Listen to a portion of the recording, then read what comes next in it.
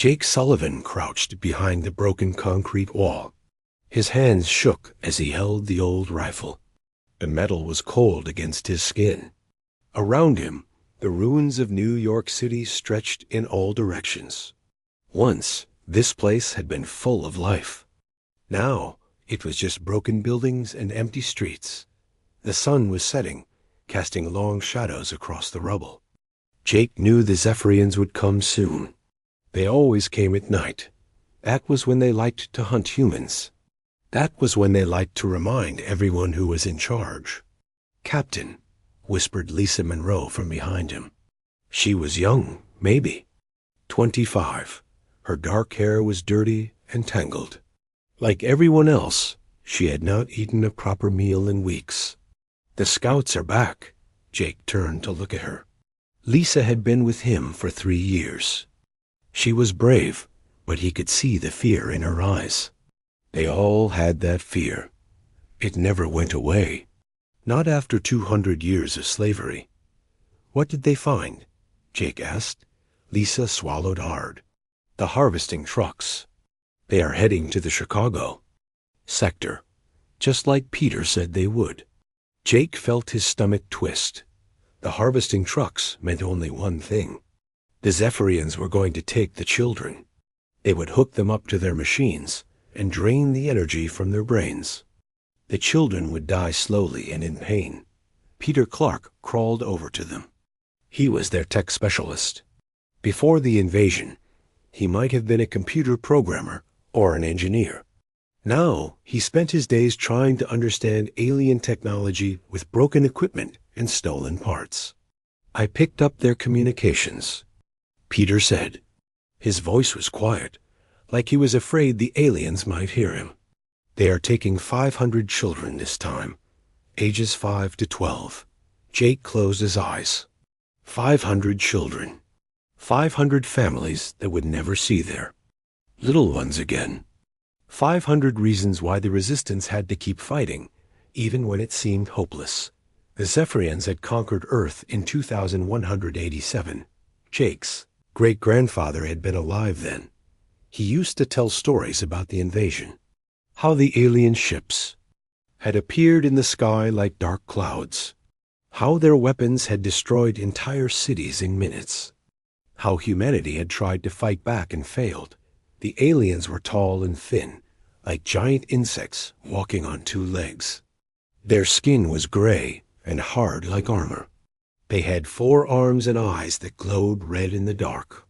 When they spoke, their voices sounded like metal scraping against stone. But the worst thing about the Zephyrians was not how they looked. It was how they ruled. They did not just want to control humans. They wanted to break them.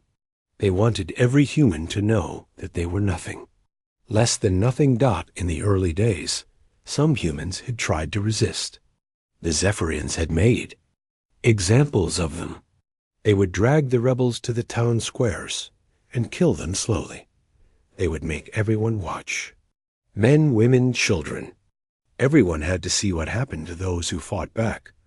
Jake remembered his father telling him about the Great Purges, when the Zephyrians had killed millions of humans just to prove they could, when they had burned entire cities because one person had dared to say no. After that, most humans had given up. They had accepted their fate as slaves, but not everyone had given up. Small groups of humans still fought back. They hid in the ruins of old cities. They lived in sewers and abandoned buildings. They saved who they could and tried to make the aliens pay for their crimes. Jake's group was one of the largest.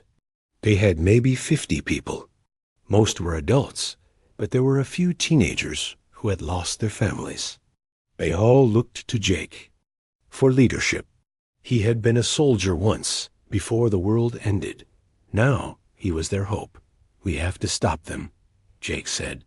His voice was steady, but inside he was scared. They had tried to stop the harvesting trucks before. Most of those missions had ended in disaster. The Zephyrians were too strong, too fast, too smart. "Captain," Lisa said softly, "we lost 12 people last month. We only have 38 left. How can we fight an entire convoy? Jake looked at her. He understood her fear. They all did.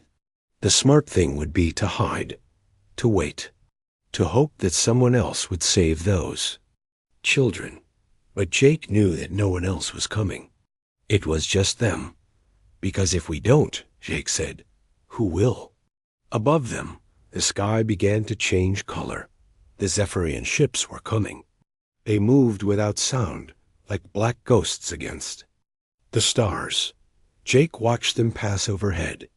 Each ship carried death and suffering. Each ship was a reminder of how powerless humans had become. The aliens had made humans believe they were weak. They had made them believe they were stupid. They had made them believe they deserved to be slaves. For 200 years, most humans had accepted this. They had bowed their heads and obeyed, but something was changing. Jake could feel it in the air.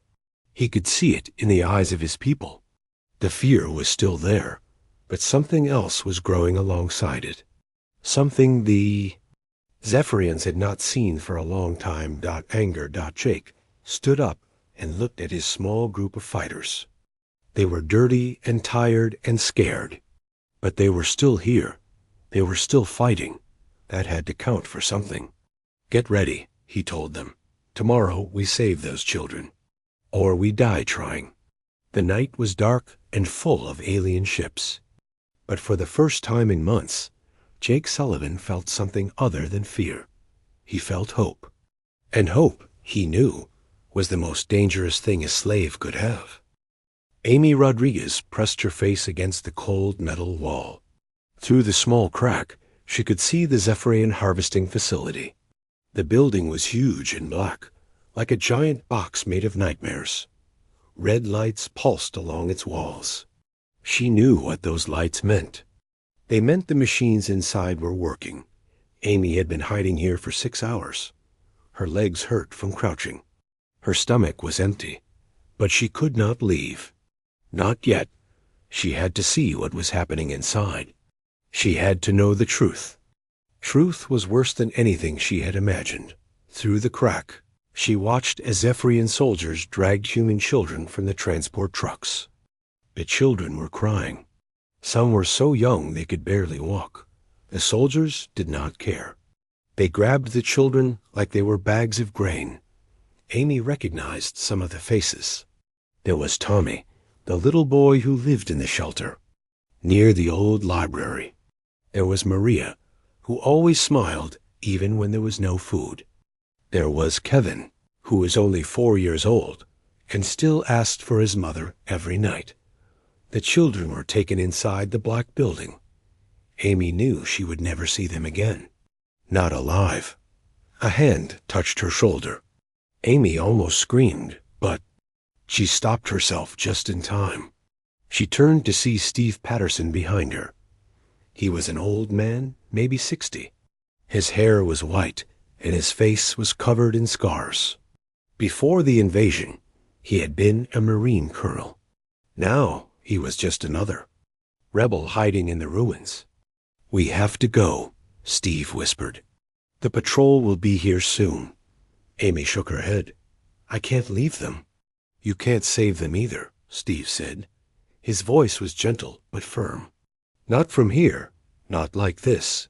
Amy looked back through the crack. More children were being pulled from the trucks. She wanted to run out there and fight. She wanted to scream at the aliens to stop, but she knew it would not matter. The Zephyrians would just kill her and continue with their work. Steve pulled her away from the wall. Together, they crawled through the rubble toward the old subway tunnel. Behind them, the red lights of the harvesting facility grew brighter. The machines were working faster now. In the tunnel, they met the others. Dr. Hellenberg was there, along with Nick Carter and Rachel Green. They had all been watching different parts of the facility. They all had the same look on their faces, the look of people who had seen too much evil. "How many?" Steve asked. 437. Helen said. She was a scientist, so she always counted everything. all between the ages of 5 and 12. Just like Jake's information said, Nick Carter spit on the ground. He was a big man with strong hands. He had been a construction worker before the invasion. Now he built bombs and weapons for the resistance. We should have hit them on the road, he said. We should have tried to stop the trucks. With what? Rachel asked. She was their strategist. She planned their missions and tried to keep them alive. We have 38 people, and maybe 20. Working guns. They have armor and energy weapons and air support. So we just let them take the children? Nick's voice was getting louder. We just hide in the shadows and watch? We survive, Rachel said. That's what we do. We survive so we can fight another day. But Amy was not thinking about survival. She was thinking about Tommy's face when the soldier had grabbed him. She was thinking about Maria's tears. She was thinking about Kevin calling for his mother, who was already dead. No, Amy said. Everyone turned to look at her. No, we don't just survive. We fight. We fight now. Steve shook his head. Amy, I understand how you feel. But we can't save those children. They're already dead. We all know that. Amy felt something hot and angry growing in her chest. Maybe they are dead, she said. But the Zephyrians aren't. Not yet. For the first time in years, Amy Rodriguez felt something other. And fear. She felt rage. Pure, clean rage that burned like fire in her blood. She had watched the aliens kill her parents. She had watched them destroy her world. She had watched them turn humans into scared animals, but watching them take the children was different. It was too much. Something inside her had broken, and she could not put it back together. The facility has a weakness, Helen said slowly. I noticed it while I was watching. Their power grid is centralized. If we could get to the main generator, we could shut down the harvesting machines, Rachel finished.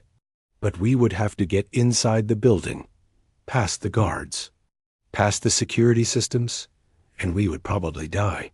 Good, Amy said. Let's die fighting instead of hiding. Nick Carter looked at her with surprise. Then, slowly, he smiled. It was not a happy smile. It was the smile of a man who had finally found something worth dying for. You know what? Nick said. I'm tired of being afraid. I'm tired of running. I'm tired of watching them win. Steve looked around at the group. These people had been broken by 200 years of slavery. They had been taught to hide and obey and never fight back. But something was changing in their eyes. Something the Zephyrians had not seen for a very long time. We'll need a plan, Steve said. And we'll need to be smart about it, Rachel nodded. The shift change happens at midnight. That's when they're most vulnerable.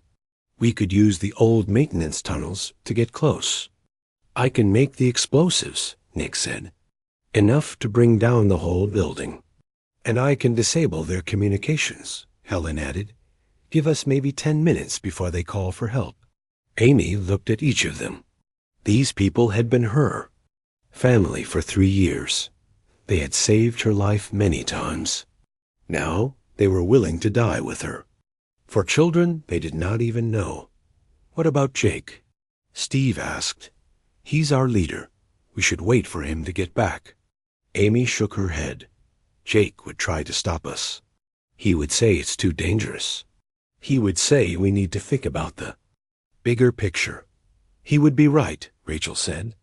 Maybe, Amy said. But those children don't have time for the bigger picture. They're dying right now. The group was quiet for a moment. Above them, they could hear the sound of Zephyrian patrol. Ships. The aliens were always watching. Always hunting. Always reminding humans who was in charge. But for the first time in her life, Amy Rodriguez did not care about the patrol ships. She did not care about the guards or the weapons or the security systems. She only cared about making the aliens pay for what they had done. We leave in 1 hour, she said. Anyone who wants to come with me, be ready. Anyone who wants to stay here and survive, I understand. She stood up and walked toward the entrance of the tunnel. Behind her, she heard footsteps. Nick Carter was following her. Then Rachel Green, then Helen Burke, then Steve Patterson. They were all following her. Amy smiled for the first time in months. It was not a happy smile. It was the smile of someone who had finally found her courage. Someone who had decided that some things were worth dying for. The Zephyrians had ruled by fear for 200 years. Tonight, they were going to learn what human fear looked like when it turned into something else. Tonight, they were going to learn what happened when slaves decided they had nothing left to lose. The explosion lit up the night sky like a second sun. Jake Sullivan felt the ground shake under his feet as the Zephyrian harvesting facility collapsed in on itself. Smoke and fire rose from the ruins. The red lights that had pulsed along the synth. Walls were gone forever. Jake had been 3 miles away when it happened. He was leading his team back from a failed supply run when the sky turned orange. He knew immediately what it meant. Someone had attacked the facility. Someone had done what he thought was impossible. "Captain," Lisa Monroe said, her voice full of wonder. "They actually did it." Jake did not answer. He was thinking about Amy Rodriguez and the others. They had disobeyed his orders. They had gone on a suicide mission without telling him. Part of him was angry. Part of him was proud. Most of him was scared about what would happen next. The Zephyrians did not like it when humans fought back. They always made examples of rebels. They always made sure the punishment was worse than the crime. If they found out who had destroyed the facility, they would kill everyone in the sector. Men, women, children, everyone. But as Jake watched the smoke rise into the sky, he felt something he had not felt in years. Hope, real hope. Not the desperate kind that helped you survive another day. The kind that made you think things might actually change. 2 days later, Jake's radio crackled to life. The voice that came through was weak and full of static, but he recognized it immediately. "This is Commander Alex Thompson, calling any resistance cells in the Eastern Territories. Please respond." Jake grabbed the radio. Alex Thompson had been an Air Force pilot before the invasion. Now he ran the largest resistance network in North America. Jake had not heard from him in over a year. "This is Captain Sullivan in New York Sector," Jake said. "We're here, Alex. We're alive." "Jake, thank God." Alex's voice was stronger now. "We've been trying to reach you for days. Have you heard the news?" "What news?" "The attack on the Chicago facility." "It's spreading, Jake. The word is getting out. Resistance cells all over the world are talking about it. They're saying humans actually fought back and won." Jake felt his heart speed up. "Alex, that was my people." Amy Rodriguez led the attack. She and 4 others. They're all dead.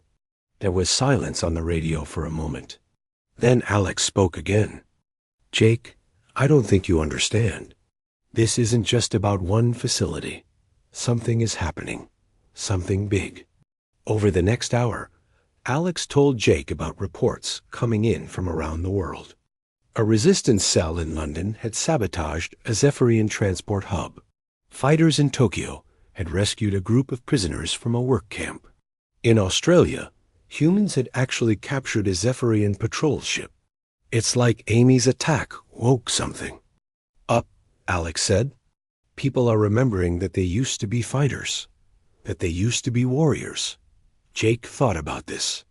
For 200 years, humans had been told they were weak. They had been told they were cowards. They had been told they deserved to be slaves. Most people had believed it. They had accepted it. But now something was changing. The story of 5 humans who had died attacking a Zephyrian facility was spreading. It was giving other humans something they had not had in generations. It was giving them the idea that they could fight back. 3 weeks later, Jake stood in an abandoned military bunker 50 miles outside of Boston. The place had been hidden since the invasion. It was full of weapons and supplies and maps.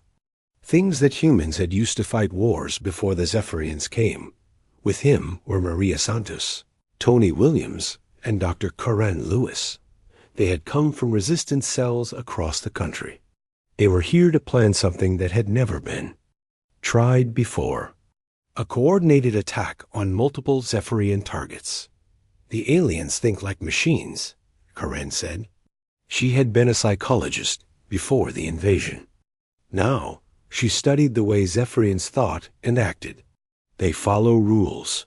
They stick to patterns. They can't handle chaos. Tony nodded. He was an engineer who had been working on captured Zephyrian technology. Their command structure is rigid. Each level only talks to the level directly above it. If we can disrupt their communications, they'll be blind. Maria had been an intelligence officer. She knew how to gather information and plan operations. We have contacts in 43 cities, she said. If we hit them all at the same time, the aliens won't know where to send their forces. Jake studied the map on the table. Red dots marked Zephyrian facilities. Blue dots marked human resistance cells. For the first time in 200 years, there seemed to be more blue dots than red ones. What about weapons? Jake asked. We can't fight energy rifles with hunting guns. Tony smiled. That's the beautiful part. We don't need to match their firepower. We just need to be unpredictable. Hit them where they don't expect it. Use their own technology against them. Corinne leaned forward. The Zephyrians have a weakness, Jake. They're afraid of death. Their whole culture is built around avoiding risk. When they encounter something they can't predict or control, they panic. Jake thought about this. He had seen Zephyrian soldiers in combat. They were disciplined and efficient, but they always followed the same tactics. They always used the same formations. They never took chances. What you're saying, Jake said slowly, is that we don't need to be stronger than them. We just need to be crazier, Maria nodded. Exactly. They expect us to run when they attack. They expect us to hide when they hunt us. They expect us to give up when things get bad. But humans don't give up, Tony said. Not when we're protecting something important. Jake looked around the bunker. These people had traveled hundreds of miles to be here. They had risked capture and death to attend this meeting. They were willing to fight a war they could not win because it was the right thing to do. When do we start? Jake asked. 2 weeks, Maria said. We hit them everywhere at once. Power plants, communication centers, transport hubs. We make them think the whole human race has gone crazy. Corinne pulled out a folder full of papers. I've been working on something. Psychological warfare tactics. Ways to make the aliens afraid of us instead of the other way around. Jake took the folder and looked through it. The plans were brilliant and terrifying. They involved using human unpredictability as a weapon, making the aliens think twice before attacking human targets. This could work, Jake said. It's insane, but it could work. Tony laughed. Insane is what we're good at. The aliens think logically. They plan everything. They try to minimize risk. We're the opposite. We take crazy chances and somehow make them work. Over the next 2 weeks, the resistance network grew. More cells joined the plan. More weapons were found. More people remembered that they used to be fighters. Ben Taylor was 19 years old when he volunteered for the most dangerous part of the mission. He was supposed to infiltrate a Zephyrian command center and plant a virus in their computer system. The chances of survival were almost zero. Why are you doing this? Jake asked him. Ben looked at him with steady eyes. Because someone has to. Because Amy Rodriguez showed us that we can fight back. because I'm tired of being afraid." On the night of the attack, Ben Taylor walked into the Zephyrian Command Center with a bomb strapped to his chest and a computer virus in his pocket. He smiled at the guards as he passed them. He knew he was going to die. He also knew that his death would save thousands of human lives. The explosion destroyed the command center and crippled Zephyrian communications across the entire continent. Ben Taylor's last words, broadcast on every frequency, were simple. "This is for the children." When the Zephyrians found his body, they discovered something that changed everything. Ben Taylor had been smiling when he died. He had been happy. For the first time in 200 years, the aliens realized they were not fighting broken slaves. They were fighting humans who had remembered what they used to be. They were fighting warriors who were not afraid to die. And that was a very dangerous thing. Derek Foster crouched in the rubble of downtown Detroit, watching the Zephyrian patrol through his rifle scope. The alien soldiers moved in perfect formation, just like they always did. 3 in front, 2 in back, weapons ready. They had been using the same pattern for 200 years. But Derek was not going to attack them the way they expected. He was going to do something the aliens had never seen before. He waited until the patrol was directly below him. Then he stood up and threw himself off the building, screaming at the top of his lungs. The Zephyrians looked up in shock as Derek fell toward them, firing his weapon and laughing like a madman. He killed 2 of them before he hit the ground. The explosion from the grenades on his belt killed the other 3. Derek Foster died with a smile on his face, knowing he had just scared the hell out of 5 alien soldiers. This was the new way of fighting. This was Operation Prometheus. All across the world, humans were attacking Zephyrian forces in ways that made no sense. They were not trying to win battles. They were trying to win minds. They were trying to make the aliens afraid. In London, Michelle Adams led a team of fighters into a Zephyrian supply depot. Instead of trying to steal the supplies, they poisoned everything. Food, water, medicine. When the aliens found the contaminated supplies, they also found a message spray-painted on the wall. "Every bite might be your last." In Tokyo, Ryan Bell and his team hijacked Zephyrian communication systems. They broadcasted human war songs on every frequency. Ancient music about fighting and dying and never giving up. The aliens tried to shut down the broadcasts, but the humans had hidden transmitters everywhere. In Sydney, Dr. Linda Harper released a biological weapon that made Zephyrian soldiers break out in painful rashes. The weapon was not deadly, but it was terrifying. The aliens did not know what it was or how to stop it. They started wearing full protective gear everywhere they went. The psychological effect was exactly what the humans had hoped for. The Zephyrians were starting to act scared. They were changing their patrol routes. They were calling for backup more often. They were making mistakes. Jake Sullivan stood in the command center they had built in the ruins of Chicago. The walls were covered with maps and reports from resistance cells around the world. For the first time in 200 years, the humans were winning. "Status report," Jake said to Lisa Monroe. Lisa checked her tablet. 47 successful attacks in the last week. We've destroyed 12 command centers, 6 supply depots, and 3 transport hubs. Zephyrian response time is down 30%. What about casualties? Heavy, Lisa said quietly. We've lost over 200 fighters. But the aliens have lost more, and they're starting to panic. Jake nodded. He had known from the beginning that this would cost lives. Human lives. But every person who died was buying freedom for thousands of others. They were proving that humans could not be broken. Kevin Murphy had been a police chief before the invasion. Now he led urban warfare units that specialized in making the aliens paranoid. His teams would leave fake bombs in places where Zephyrian patrols would find them. They would spray paint threats on walls.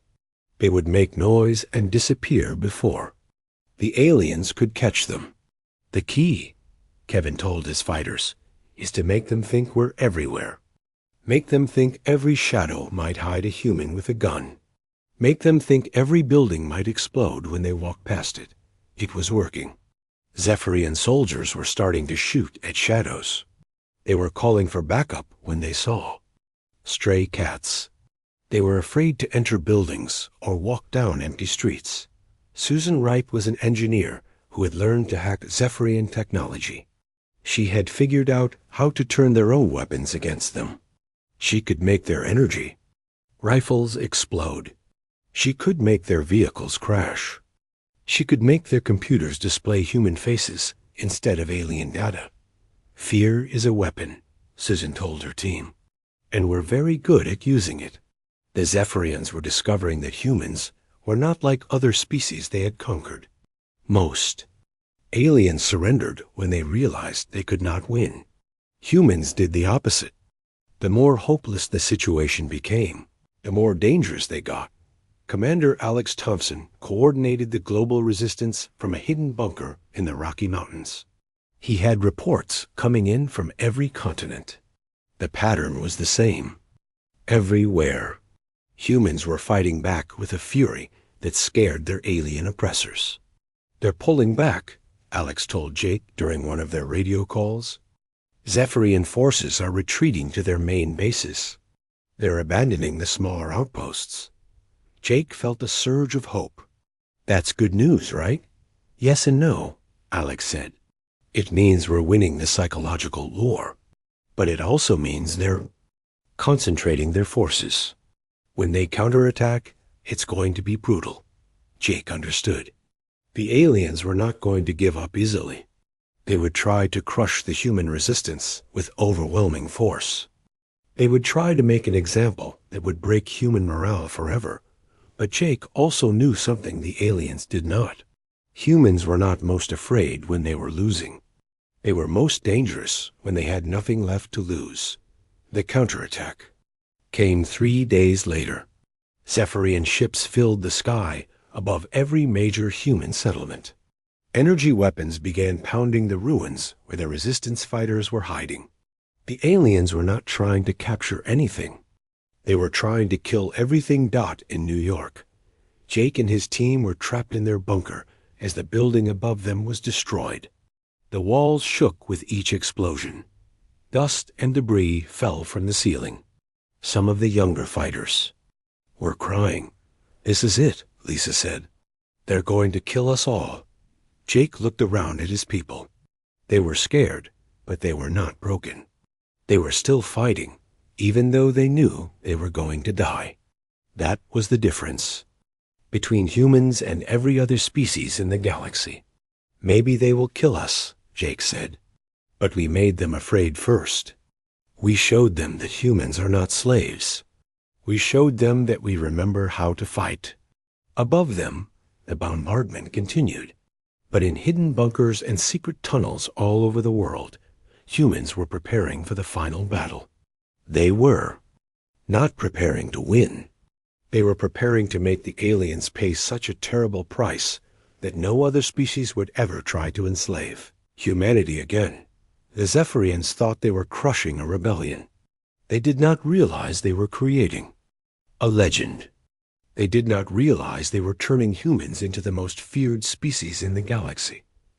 They were about to learn what humans were really capable of when their backs were against the wall. They were about to learn what happened when you pushed a species too far. They were about to learn what dread really meant.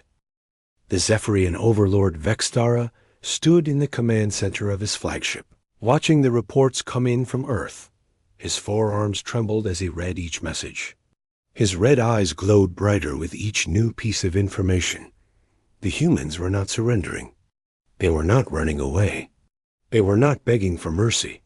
Instead, they were doing something that made no sense. They were destroying their own cities, rather than let the Zephyrians have them. They were poisoning their own water supplies. They were setting fire to their own homes. "Report," Vextara said to his intelligence officer. The humans have activated something they call scorched earth protocols, the officer replied. They are destroying everything of value on their planet. Food, water, shelter, technology. They seem to prefer death to slavery. Vexthara felt something he had never experienced before. Fear. Real, cold, terrible fear. In 200 years of ruling humans, he had never seen anything like this. On Earth, Jake Sullivan stood in the ruins of New York City. Around him, his remaining fighters were setting charges on the last intact buildings. They were going to blow up everything the aliens might want to use.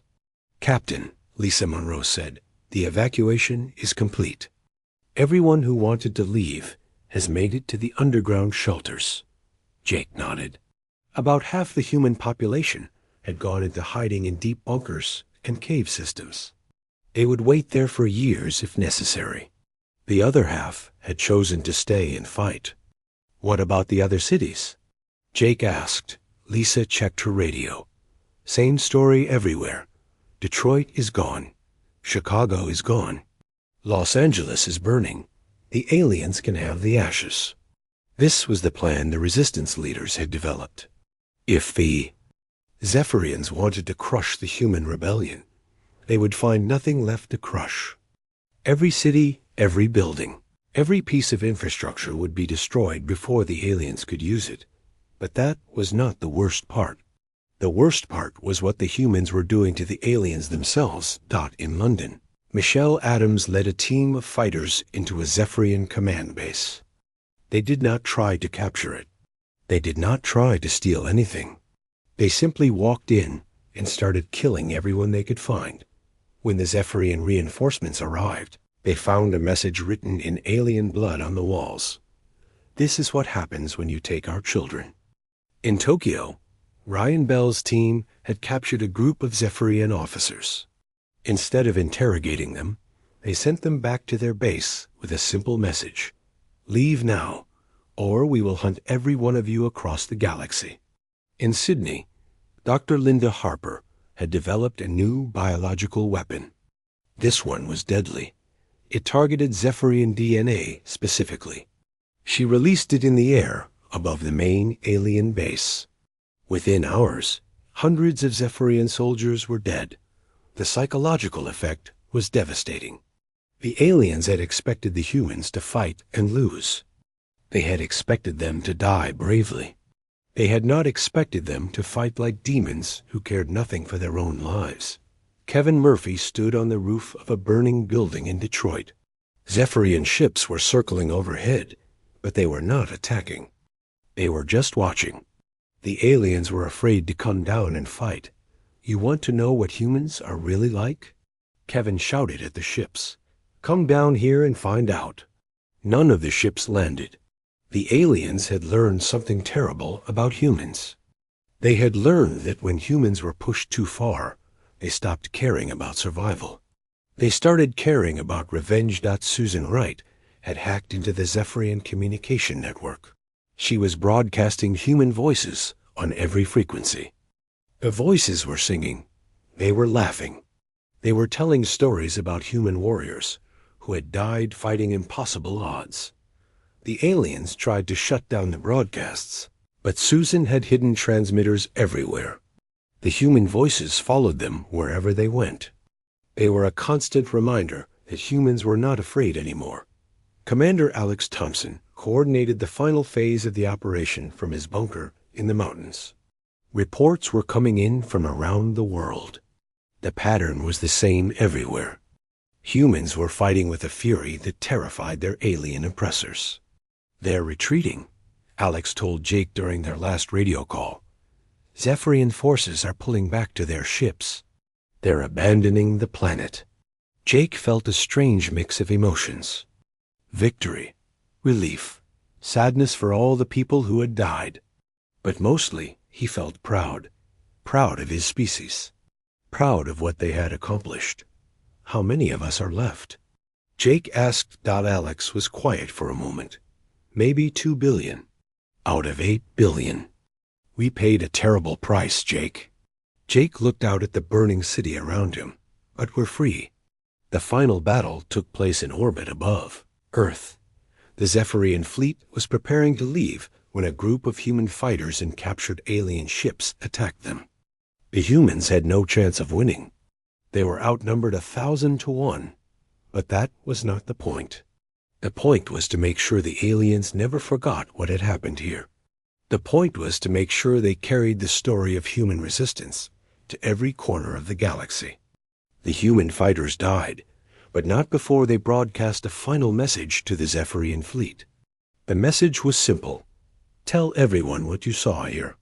Tell them what happens when you enslave humans. Tell them we will never stop fighting. Overlord.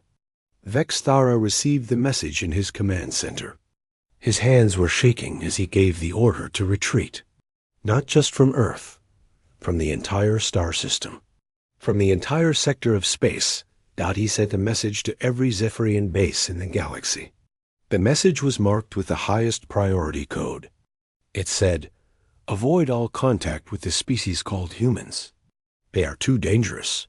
They prefer death to slavery. They will destroy everything rather than surrender." But the message that really mattered was the one that spread through the underground networks of enslaved species across the galaxy. The message that told them what humans had done. The message that gave them hope. The message that said, "It is possible to fight back. It is possible to win." Jake Sullivan stood in the ruins of New York City, watching the last Zephyrian ships disappear into the darkness of space. Around him, the survivors were emerging from their hiding places. They were dirty and tired and scared, but they were alive. And they were free. What happens now? Lisa Monroe, asked. Jake looked up at the stars. Somewhere out there, other species were suffering under alien rule. Other people were living as slaves. Other children were being taken from their families. Now we rebuild, Jake said. We get stronger. We prepare. Prepare for what? Jake smiled. It was not a happy smile. It was the smile of a warrior who had tasted victory and wanted more. For when they come back, Jake said, and for when we go after them. The humans had learned something important during their war with the Zephyrians. They had learned that they were not weak. They were not cowards. They were not meant to be slaves. They were predators. They were hunters. They were the species that other species should fear. And now, everyone in the galaxy knew it. The age of human slavery was over. The age of human revenge was about to begin. In the depths of space, alien civilizations that had never heard of Earth suddenly found themselves having nightmares about a species called humans. They did not know why. They did not know how, but they knew enough to be afraid. Very, very afraid.